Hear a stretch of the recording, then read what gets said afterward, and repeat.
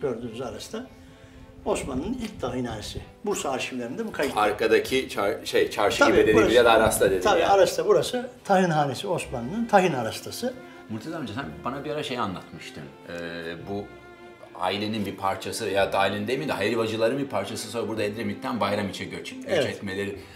Aynı senin akrabaların mı onlar yoksa? Akrabalarım olduğu hakkında bir şey diyemem ama bildiğim kadarıyla burada Helvacı Nuri diye bir zat var. Burada bir de vakfı var 1800'lü yıllarda. 1850'lerde buradan Bayramış tarafına göçüyor.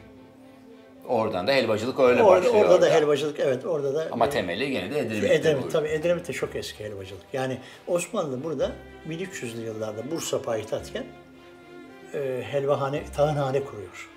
Ve 90 altına kiraya veriyor.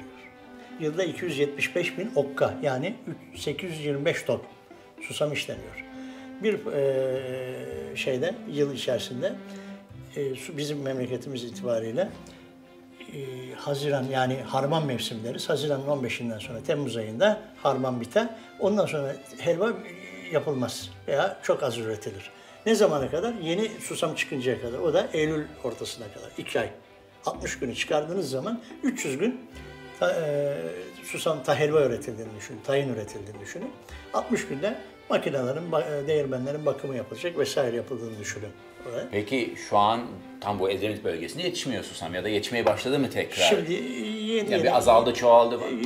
Eskiden burada susam deposuydu burası. Çok susam ekilirdi. Çünkü buranın özel mıntıka susamı dediğimiz yani bir numara susam yetişirdi burada. En iyi susam buradaydı klima itibariyle. Türkiye'nin mesela Milas tarafında da vardır, Antalya tarafında da vardır. Böyle özel yerleri var.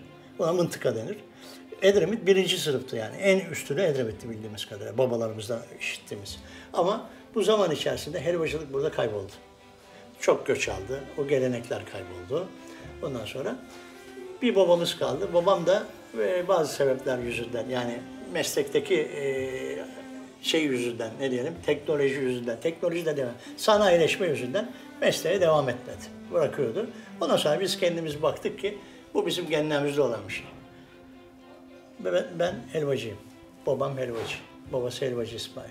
Babası helvacı Murtaza. Babası Kısaoğlu helvacı İsmail. Babası Kısaoğlu Hacı Balla Mustafa. Kısaoğlu isim değişiyor orada. İşte isim değişiyor. Tabii isim değişiyor.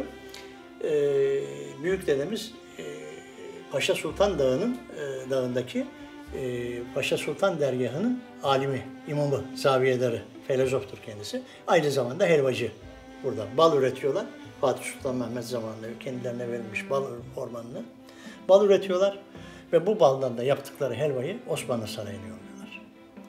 İlk göçümüz buraya gelişimiz 1300 yıllarda. 8 aileden bir tanesi benim sülalem.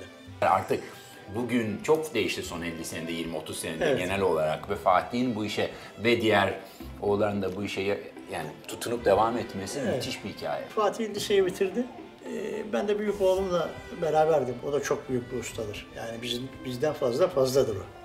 Bedenen de hareketlidir, kuvvetli, güçlü kuvvetli bir çocuktur. Onunla biz yapamadık, anlaşamadık.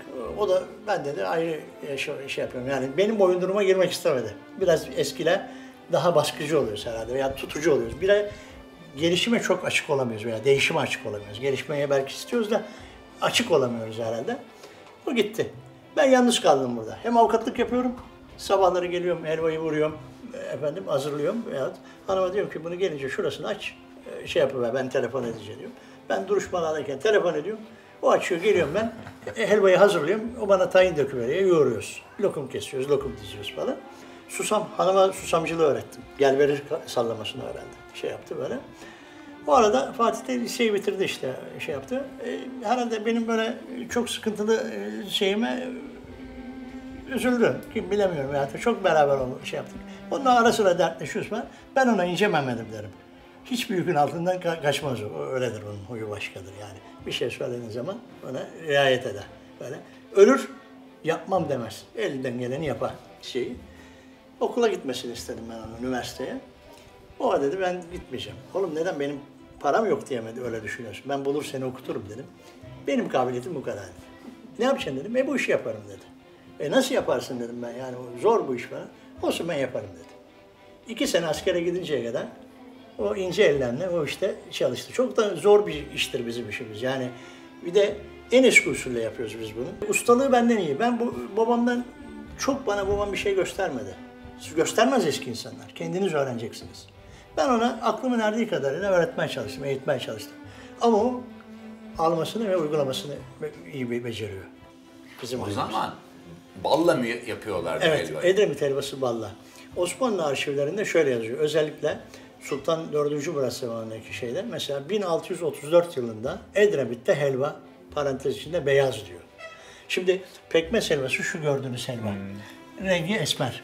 Neden? Pekmez, siyah üzüm pekmezinden yapıldığı için genelde rengi siyah. Şu gördüğünüz bal. Ve daha önce de biliyorsunuz helvada çöven değil, yumurta akı kullanılıyor. Yumurta akı kullanılıyor ve çok hahir miktarda. Mesela 30 kilo helva yapabilmeniz için 700 tane falan beyaz yumurta beyazı kullanmanız lazım. O kadar beyazlatıcı kullanmanız gerekiyor. Edremit'te beyaz helva olmasının sebebi balla yapılmasından ve şeyden dolayı, yumurta akından dolayı. Hiç bu. Bundan pekmezi yememişim. Habire bunları yani evde bu ikisini yiyorum. Evet, Elektrik dükkanda da bunları kullanıyoruz ama bu. Evet. Peki bir dakika o zaman yumurta şimdi çöven suyuyla Evet. yapıyorsunuz ya. Önce şerbeti ve çöven suyuyla. O zaman o bal ve yumurta akını mı? Evet. Balı mı şerbet haline getiriyorlardı? Tabii Ondan sonra balı karıştırıyorlar. şerbet haline getiriyorlar. Ondan sonra yumurta akıyla çırpıyorlar, pişiriyorlar.